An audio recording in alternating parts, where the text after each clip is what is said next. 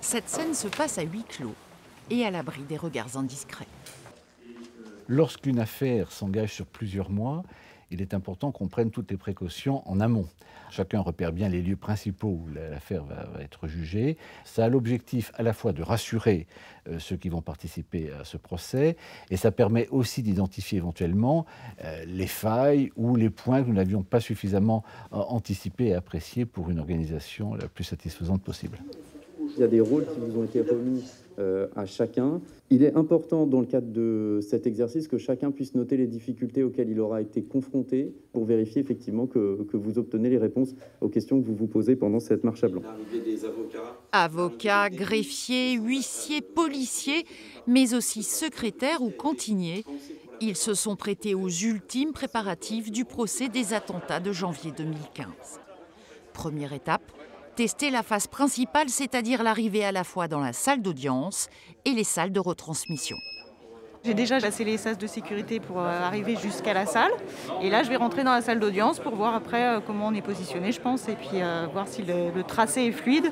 Bonjour madame, de la partie civile. Accueillir près de 300 personnes et dans le respect des distanciations sociales. Avocats et parties civiles sont répartis dans 4 salles d'audience. Le procureur national antiterroriste s'enquiert du moindre détail. Lorsque les personnes n'ont pas pu entrer en 202, comment vous organisez-vous? Donc on fait des vagues de 10 personnes. Nous, au fur et à mesure du remplissage de la salle, on sait où est-ce qu'on en est. Il faut vérifier l'acoustique. Votre micro. La retransmission en temps réel. Est-ce que vous nous entendez? Salle 203? Oui. La salle 204? Nous vous entendons.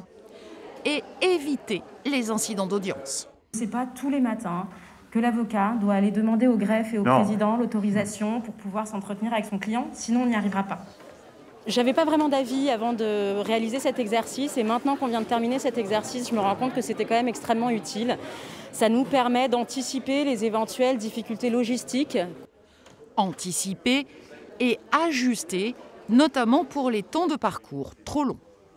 Nous devons progresser encore en termes de fluidité au sein de ces juridictions. Ce que nous avons pu constater ce matin nous y invite fortement. 1 an de préparation, 4 heures de simulation. Il reste encore 5 jours pour peaufiner le dispositif d'un procès historique.